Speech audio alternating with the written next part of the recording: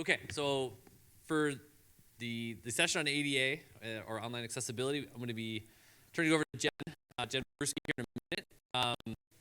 Jen's been with NCI almost a couple years, been an absolute rock star since she joined the team. I was mentioning before I had the microphone, she was my first hire, so I like to think I peaked early. I mean, we have a team full of good developers, but she's come in and just made herself essentially the cornerstone to the team. Been an awesome addition. This is a topic she's been passionate about for a long time. I remember interviewing her, and she really made this a key point of wants to continue to improve how NCI does things, particularly around accessibility. So we have a couple different bios. I'm going to give the more fun version of her bio.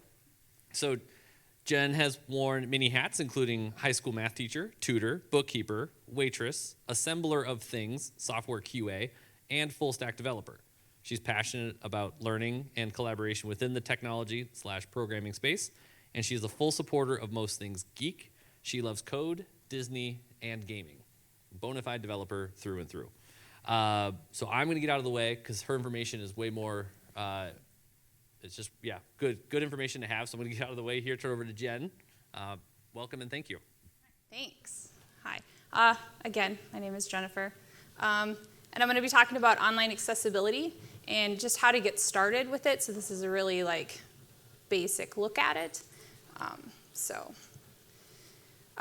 First of all, we're going to talk about what standards and expectations already exist, some examples of accessible things and some non-accessible things.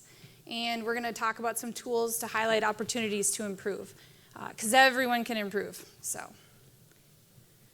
all right, so what standards exist? So WCAG 2.0/2.1, there's a lot of acronyms in the accessibility space, but that stands for the Web Content Accessibility Guidelines. And the people that put that out, excuse me, are the Web Accessibility Initiative, or known as the WAI. And they are part of the World Wide Web Consortium, which if you are learning development or Google anything, you'll see a lot of W3C resources out there. That's who that is. So they put out a set of recommendations for just the global internet space. So that's usually what people follow is WCAG 2.0. 2.1 has been a recommendation since 2018, but we're slowly getting to that point. So Section 508 is the more legal side of things. So that's the law, that's the law you have to be ADA compliant. So back in the day when this was getting rolling, it was difficult to know, do I follow this WCAG or do I stick to Section 508? And Section 508 was more vague. It didn't really have a lot of direction. And so what's awesome is these two things have kind of come together now. So if you meet WCAG, you will meet Section 508. So the better goal to aim for would be WCAG. All right. So we have these standards, but what happens when you don't meet them? So Domino's is quite a pizza chain. They have a few stores open, I think. But they got in trouble at around 2018, 2019. And what happened was a user who was blind was unable to order a pizza on their website. So he tried to raise this to them, this is difficult to order a pizza. They were like, too bad, call the phone number or come into the store. So they really dug their heels in saying, we didn't need to make our website accessible because we have a phone number, we have a brick and mortar you can visit. And unfortunately, Domino's lost, so that's unfortunate for them. I'd say it's a win for the rest of us that use the internet because they were then forced to remediate their site so that a screen reader, you could order a pizza via a screen reader. So if you've never witnessed what a screen reader does, it's pretty cool. You can download a Chrome extension called ChromeVox if you're curious what your website sounds like out loud. And it just reads important information off your website. So it knows what the header ones are. It knows what all the important information is. And so what happened is that order online button was not compatible with that screen reader. You couldn't actually close the loop to order a pizza. So they got in a little bit of trouble. The decision to not grant the case as a loss for the company and a win for disability advocates who have argued that if businesses do not maintain accessible sites, disabled people could effectively be shut out of substantial portions of the economy. So the judge was not really thrilled with Domino's, so they lost. According to the American Bar Association, this is much, see, I'm getting old. This screen's much easier to read. So, according to the American Bar Association, federal courts across the country have been flooded with well over 8,000 digital accessibility lawsuits filed or removed between 2017 and 2020. In 2020, over 85% of these federal filings occurred in the three probably most litigious states, right? So, New York, Florida, and California. These numbers don't include those fun letters you get in the mail sometimes about, hey, we noticed you're not compliant, you should probably be compliant. So there was thousands of those, I would argue, that didn't even make it to a courtroom. So these are just ones that made it in front of a courtroom. Landmark decisions about accessibility are still being made to this day. So everything is evolving, you know, it's gonna change in the future. Like, what are the minimum bars that we have to pass? All right. So I'm going to just talk about some real simple things that are going to make a huge impact on your website or your web app. The first one is alternative text for images. So if you have somebody whose sight, you know, impaired, can't really see those images, you give it an alternative text. That isn't so uncommon anymore, but we're going to talk about what your text should say. How do you explain these images? Then important information, it's good to repeat it and maybe display it in different ways. And this isn't even for people with disabilities. This is just for all humans, right? We all take in information differently. So I might take it in better from an image. You might take it in better from a bulleted list. It's just, it makes it easier for people to digest the information you want to get across.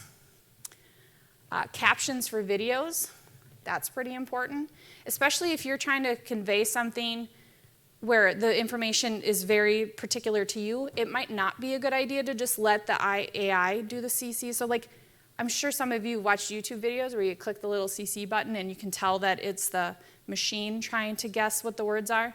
And it's not always correct. So if it's super important information, you take control of your own captions. Make sure they're saying what you want them to say.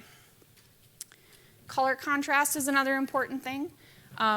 There's plenty of colorblind people or people like me that can't read as well anymore. So it's important to keep colors different so you can tell the different parts of a website. Links, it's important that links actually look like links. I think if I ask you what a link looks like on a website, we all have an idea of what that looks like. So, you know, be consistent with it. Text size is important. We're going to dip in a little bit to HTML structure and keyboard navigation of your site. So that's what we're going to touch on today. All right, so first one, we're going to talk about alternative text for images. So I want you to think of what an airplane means to you. So if you have to close your eyes, we can all close our eyes, but think of an image of an airplane.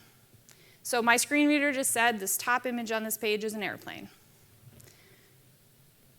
How many of you envisioned that image? Nobody? Okay.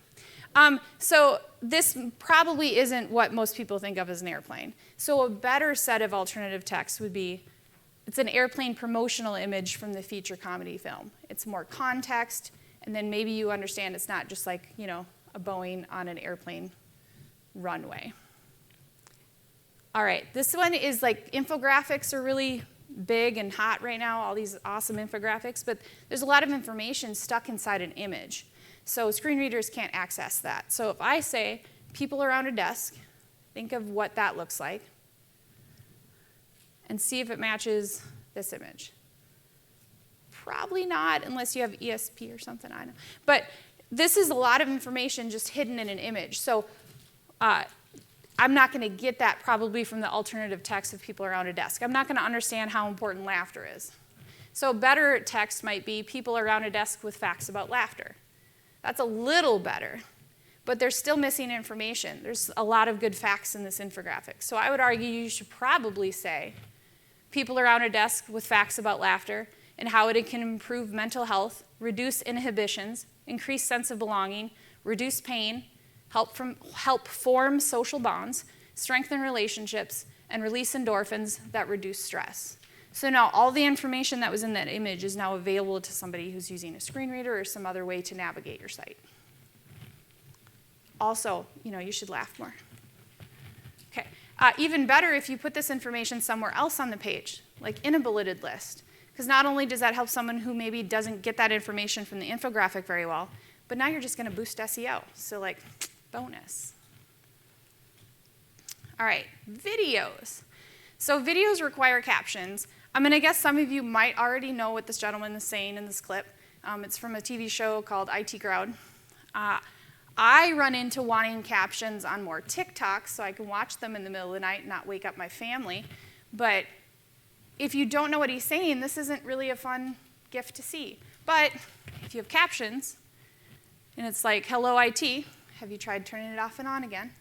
Now you get the gist, and so it's a more fun gift to watch. So captions matter. And this is where I'm saying be in control of your own captions, right? There's a lot of really awesome tools out there that automate captions, but if it's really important information to you, you take ownership of that and you can set your own captions.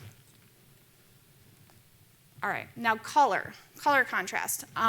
It's important that you can read what's presented to you. So I know you've all visited a site where it's like a dark black header with obnoxious yellow text down there. And if that's your site, I apologize. I'm not attacking you. But it's hard to read. And then you're like, I don't even want to be on this site anymore. I can't, it's uncomfortable. So it's important to have the right color contrast so that the majority of people can read what you're trying to put out there.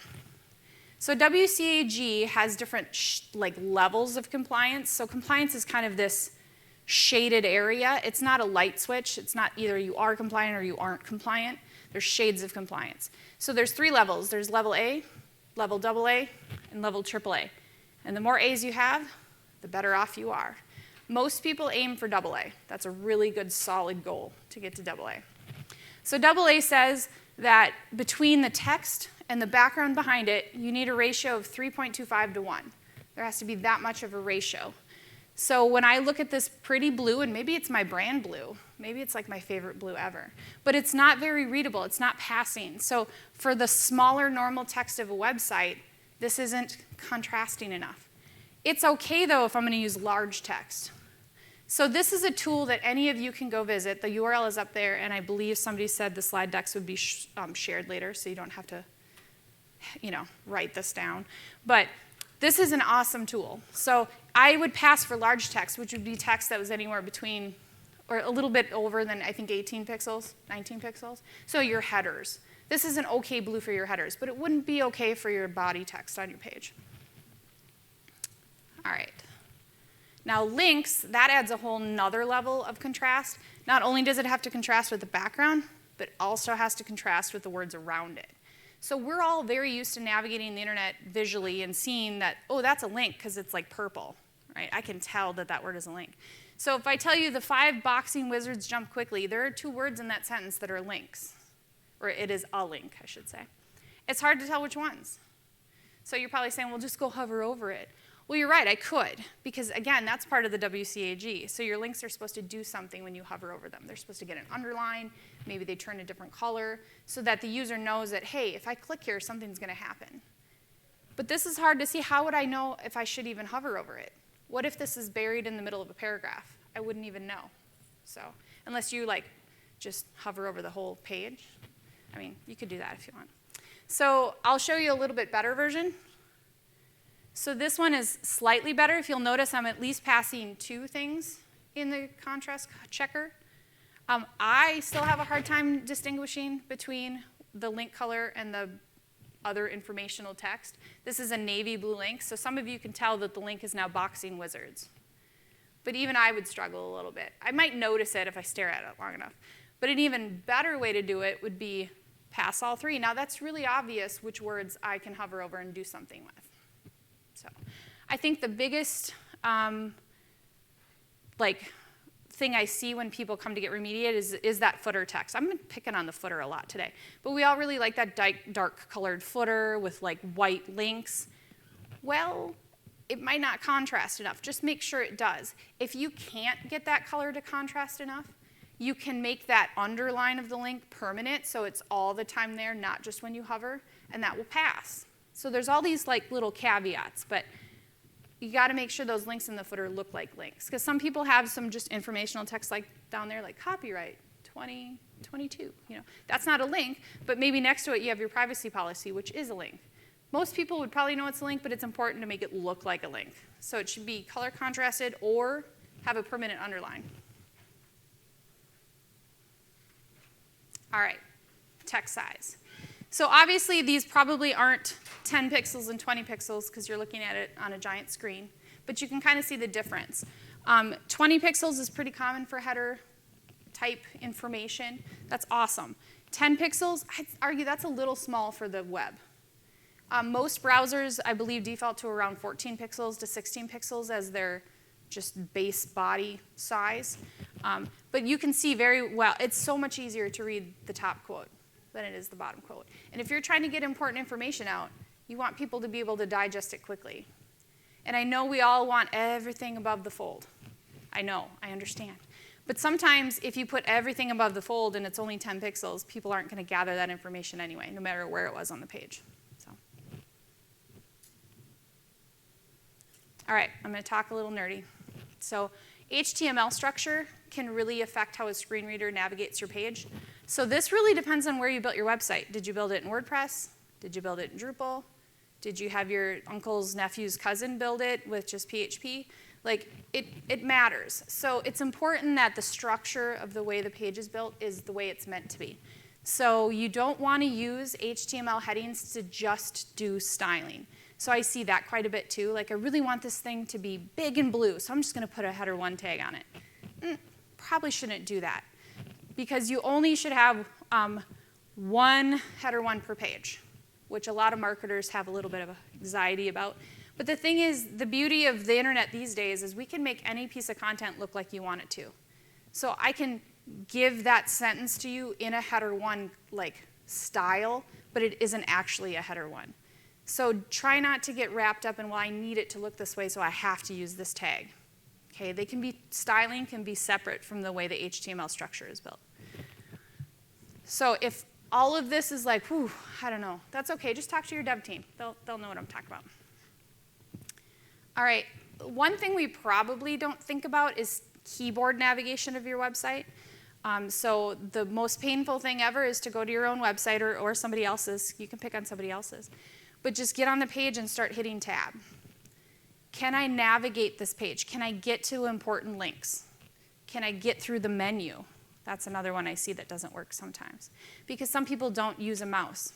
So it's important to see. This is a GIF, and it's kind of tabbing through the page right now.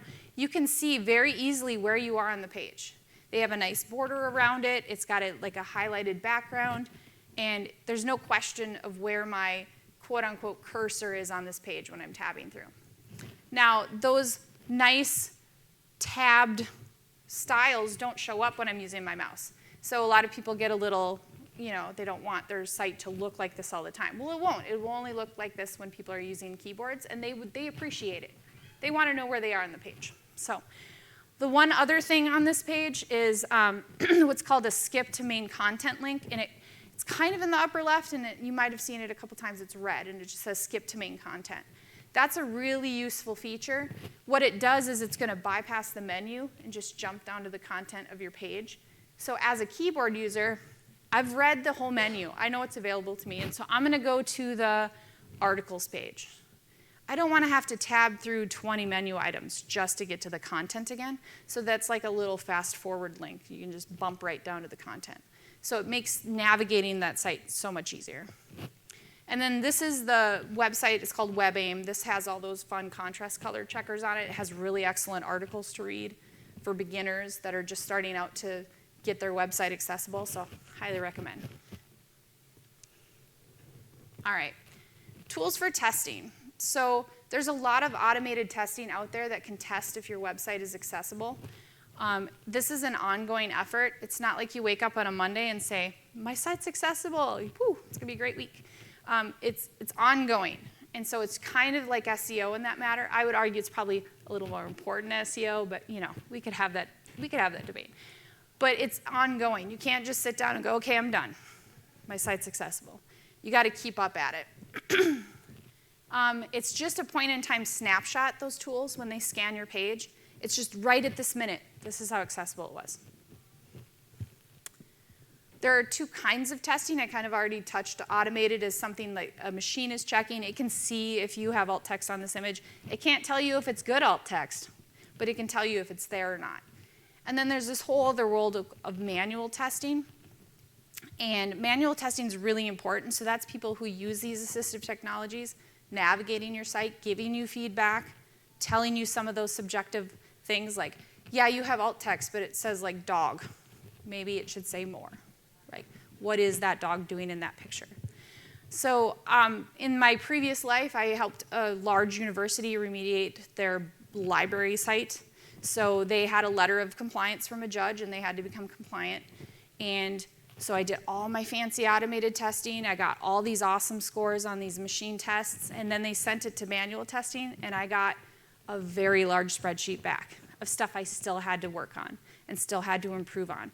And it was an amazing learning experience actually talking to people that use that assistive technology to navigate the internet, and it's awesome. So I highly recommend manual testing. Not everyone does it. They just do the automated testing and go, look, we're accessible.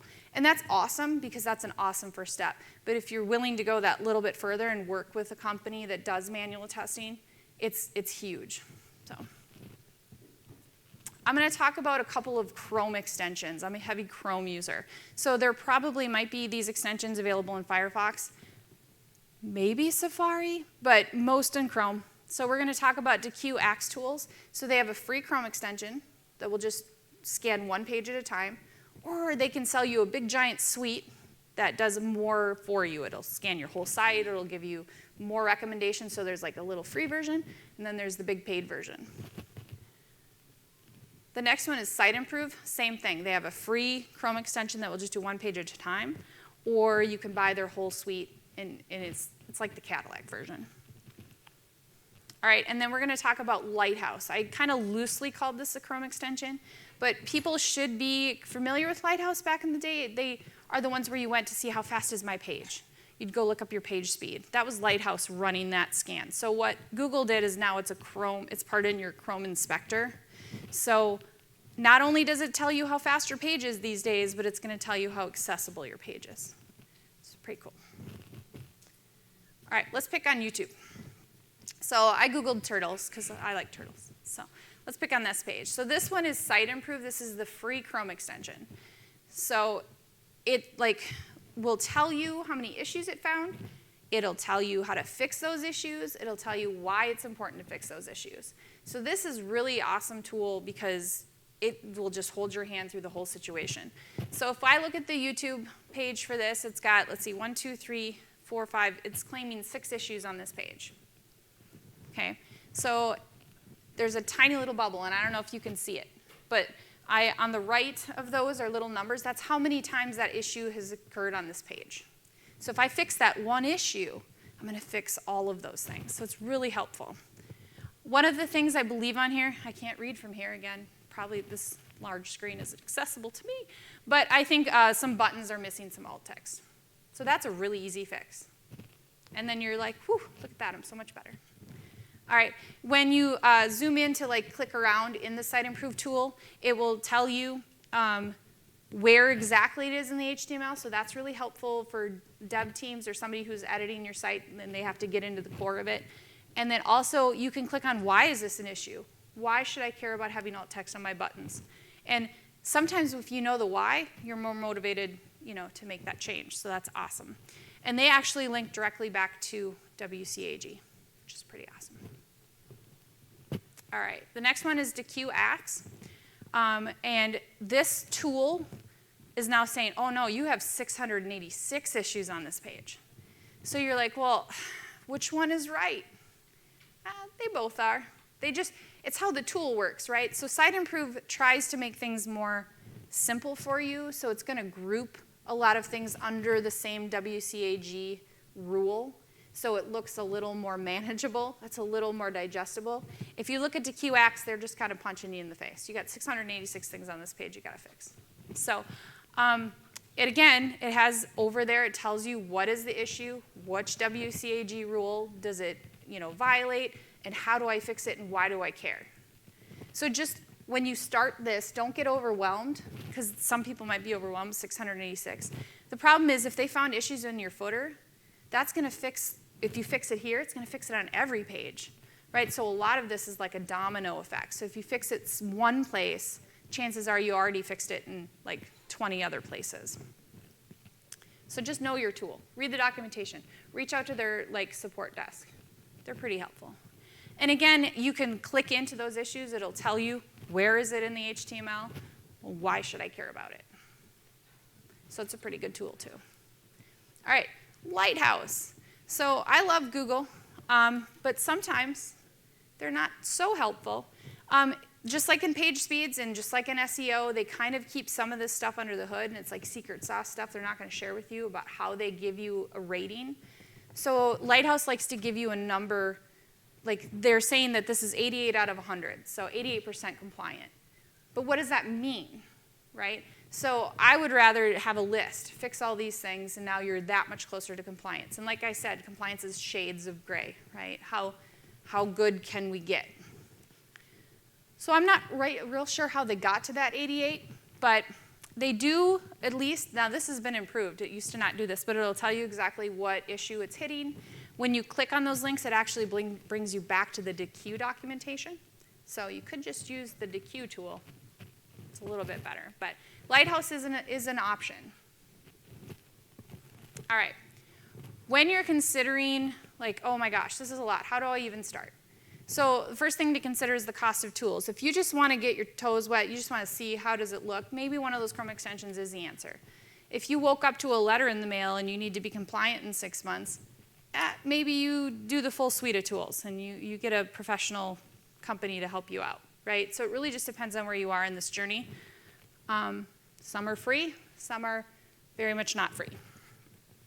Think about the ROI of being proactive versus the cost of remediation. So Domino's, had they worked with that gentleman, had they tried to comply instead of digging their heels in, probably would have spent less money than they did right now. So now they had to remediate their whole site, and now they're under a microscope, right? Because everyone knows, and so everyone's going to be checking. So it's much easier to be proactive and work with people than try to fix something that somebody caught you doing. It's better to just be proactive. It matters about your level of technical knowledge. I mean, maybe you built your own site. Maybe you're like a rock star developer, and that's awesome. Like, you should call me. We could talk. But, otherwise, talk to your dev team. Just ask them, like, hey, how accessible is our site? If you don't want to do the scans, be like, can you let me know? What are our issues? What should we work on? And so it just depends on your level of technical knowledge. It depends on the framework it was built in. So I kind of touched on that library website. They were using LMS, or a library. It's proprietary, I guess. It's a niche, proprietary to university libraries. They all just use this one type of system.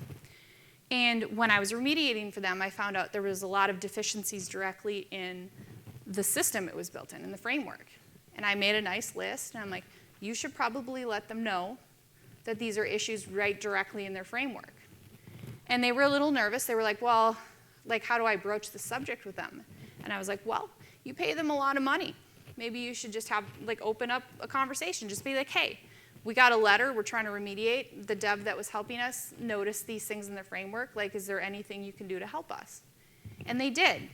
They fixed that whole list of issues in about 2 months, and they pushed out a patch. So not only did it help the library that I was working on, but it helped all the libraries. So when you talk about accessibility and we all get in the room and talk about it, it's got a huge ripple effect, right? So we made it easier for a lot of people to get information from libraries. An easy thing you can do today, depending on how responsive your web team is, but you can do this today, is just add an accessibility statement.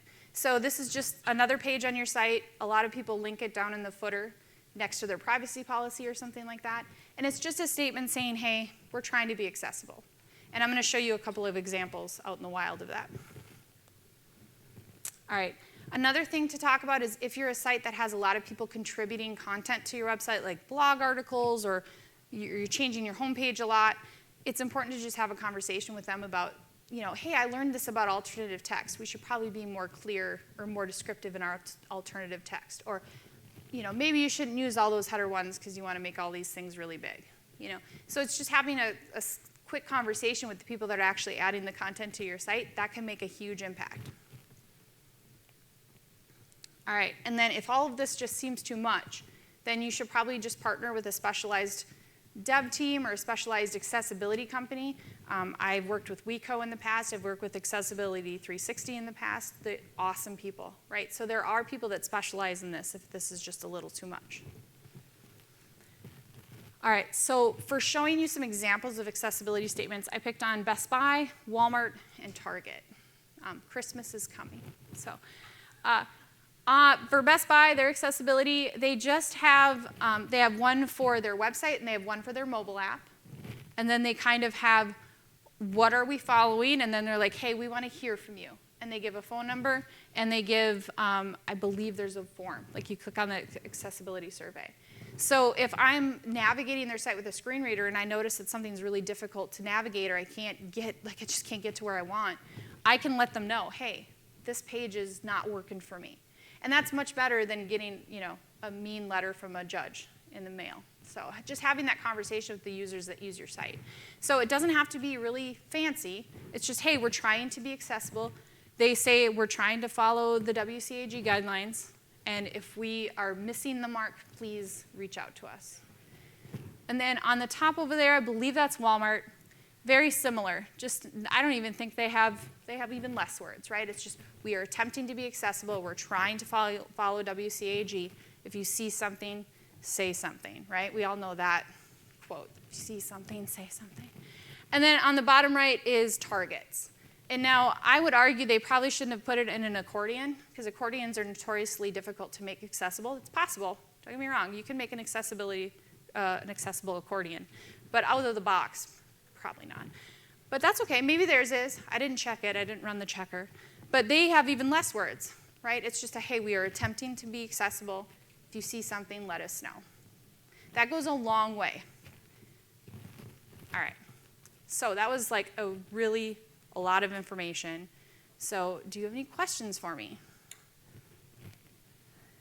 Yes? Accessibility lining up to security, right? Mm-hmm. Have you seen anything or heard anything that does, if you make stuff more accessible, obviously this way it's helping people with challenges, but does it also pose security risks to those websites? Or have you even talked or looked at the correlation between the two? Okay, so the question is, how does accessibility relate to security, and kind of how does that relationship work? I would say what accessibility is asking you to do and the changes they're asking you to make to the page don't really open any security vulnerabilities. It's really just those screen reader type things. And unless you had a really malicious dev that was putting something really awful in your alt text, but I can't even think that that would do it. So I have not seen or heard anywhere in the space that just because you made a site accessible, it caused security issues. Maybe the word accessible is kind of scary, like, ooh, I don't want it more open. But that's not quite, yeah. So I haven't heard of anything like that. I can't guarantee it's never happened, but I've never come across something like that. So, anybody else? You guys are all experts now? So leave your website address on the way out, and I'm going to check it tomorrow. No. Was there any? Report cards afterwards? Yeah, report cards. This is a good pop quiz. Was there any questions from online or? Nope. Okay. Yeah. Somebody just said, hey, just give me a quick check. Do you use the freebie? I do. Yeah. And I usually use Cite Improve because it's more digestible, even for me. And I can see, oh my gosh, you guys, if we just work on your color contrast, you're going to be way boomed, So I usually use Cite Improve. I'll usually check the home page, and then I'll usually check the Contact Us page. Those are my two go-tos because they're kind of important, right? You want people to get a hold of you, and then also your front page is kind of your front door. So those are the two that I check.